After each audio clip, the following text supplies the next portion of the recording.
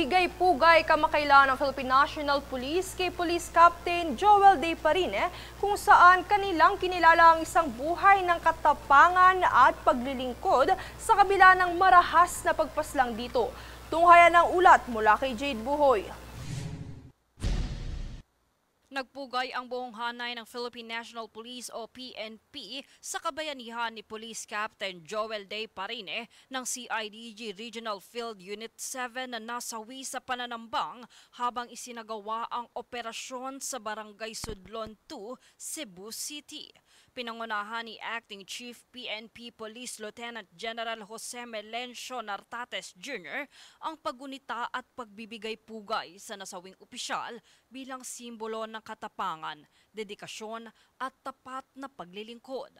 Personal na bumisita si Nartates sa punerarya sa Talisay City, Cebu upang magpapaabot ng pakikiramay at tulong pinansyal sa pamilya ni De Parine.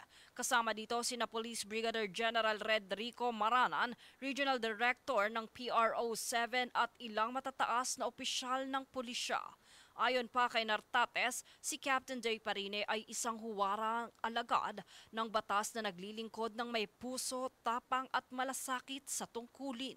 Nasawi si De Parine noong October 25 habang nagsasagawa ng operasyon laban sa isang grupo ng gun for hire matapos silang tambangan ng mga salarin. Nakaligtas naman ang kanyang kasamang si dating Master Sergeant Archel Tero na nagtamo lamang ng bahagyang sugat. Bilang tugon, nagalok ang PNP ng 500,000 pesos na pabuya para sa impormasyon ng magtuturo sa mga responsable sa krimen. Makalipas ang 4 na araw, sumuko sa mga otoridad sa Pasig City ang pangunahing sospek na si Leonardo June Manto Jr. Kasama nito magtungo sa himpilan ng pulisya ang 2 konsehal ng lungsod upang isuko siya. Kinumpirma ni Pasig City Police Chief Police Colonel Hendrix Mangaldan na si Manto ang tinuturing bumaril kay De Parine matapos mauwi sa pananambang ang kanilang operasyon. Ayon sa CIDG, umamin ang sospek sa kanyang pagkasangkot matapos maramdaman ang matinding pressure mula sa inilunsad na nationwide manhunt ng PNP. Kasalukuyan nang nasa kustodiya ng pulisya si Manto at nakatakdang ibalik sa Cebu upang harapin ang mga kasong isasampa laban sa kanya.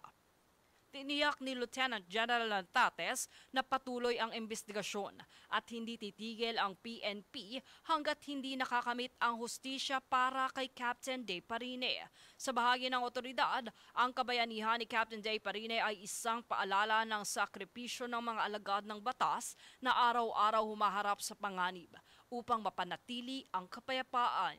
Ayon pa kay Nartates, ang buhay at serbisyo ni De Parine ay magsisilbing inspirasyon sa bawat pulis na patuloy na naglilingkod ng may dangal at integridad.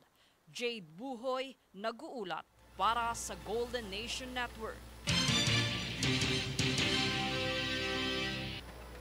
Samantala, matapos ang pagunita ng undas, nagdagsaan ang mga pasahero sa Parañaque Integrated Terminal Exchange o PTEX galing sa kani-kanilang mga probinsya. Tunghayan ang ulat mula kay Rhea Bel Medina. Matapos ang paggunita ng undas, nagdagsaan ang mga pasahero dito sa Parañaque Integrated Terminal Exchange ngayong araw.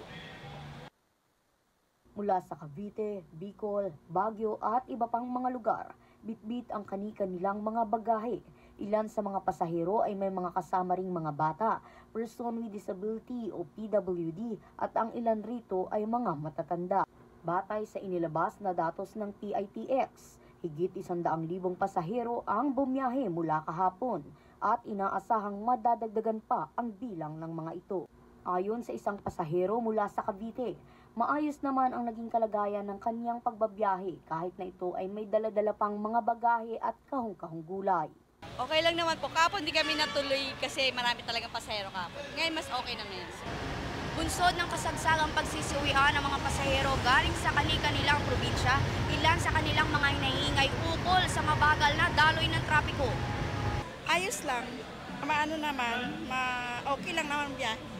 Mabilis pagdating na lang dito sa may Parañaque, diyan matraffic, Cavite. Bukod dito, ayon naman sa datos ng Philippine Ports Authority, umabot na sa higit 1 milyong pasahero mula sa 5 pantalan ng Panay, Guimaras, Davao, Batangas, Negros Oriental at Bohol ang bumiyahe mula pa noong November 1. Kaya naman saad ng MMDA para naman sa katiyakan ng seguridad ng mga pasahero, patuloy pa rin ang pagbabantay ng mga kapulisan sa mga terminal, port at pantalan para sa maayos na biyahe para sa mga mananakay. Rhea Bel Medina nag-uulat para sa Golden Nation Network.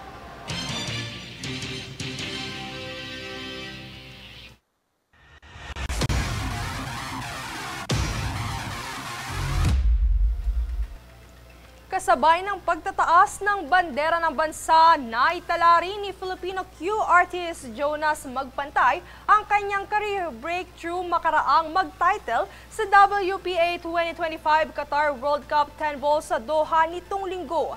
Ito ay kasunod ng pagpapabagsak sa young Polish pool player na si Simon Cural sa score na 13-8 dahilan upang maiuwi ang $100,000 o katumbas ng 5.8 million peso prize. Bago ang naganap na upset squeeze sa knockout round ay una nang ipinamalas ng 31-year-old na Tubong Mindoro ang kanyang magandang performance sa qualifier ng torneo.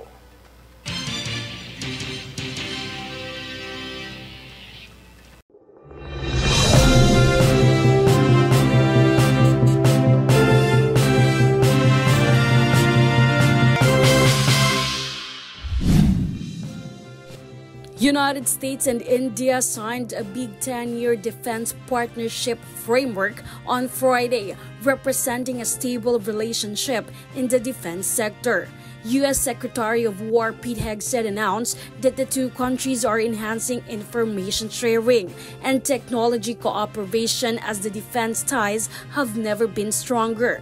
Meanwhile, the 2025 framework is set to provide a unified vision and policy to deepen U.S. and India's alliance. Hamas turned over to Israel via the Red Cross the coffins containing the deceased bodies of 3 hostages in Gaza. Once confirmed, the number of Israeli and foreign hostages reported dead in Gaza would rise to 8. The Israel Defense Forces said the 3 coffins were brought into Israel and taken to the National Institute of Forensic Medicine for identification. Prime Minister Benjamin Netanyahu said that efforts to recover all hostages are continuing, vowing that Israel will not stop until the last hostage is returned. U.S. President Donald Trump ordered the military to prepare for an action in Nigeria to fight Islamist militant groups, following accusations that the Nigerian government has failed to protect Christians. Trump's decision sparked widespread reactions on social media, with users urging the Nigerian government to step up its fight against Islamist groups. In response, Nigeria said it would welcome U.S. support against armed groups as long as its territorial integrity is respected.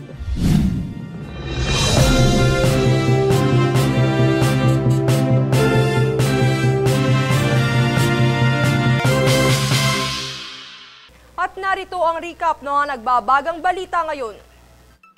Sa ulo ng mga balita, paunang paghahanda, isinagawa ng ilang residenteng apektado ng bagyong Tino. Crime rate sa bansa, bumaba sa 13%. Korte Suprema, aprobado na ang paggamit ng Filipino Sign Language sa paglilitis. Senator Erwin Tulfo, ipinapanukala ang pagtanggal sa travel tax. Dagsa ng mga pasahero, umabot sa higit 1 milyon sa pagtatapos ng undas.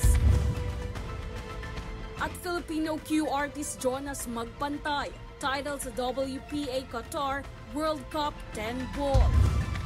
Patas at pantay na balita, komprehensibong ulat para sa pulso ng masa. Ito ang News Force.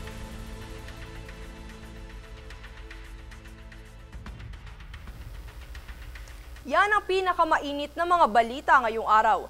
Manatiling nakatutok sa aming mga ulat at updates sa aming Facebook page, facebook.com/Golden Nation Network. At mag-subscribe sa aming YouTube account, youtube.com/@Golden Nation Network. Ako si Princess Castro at ito ang News Force.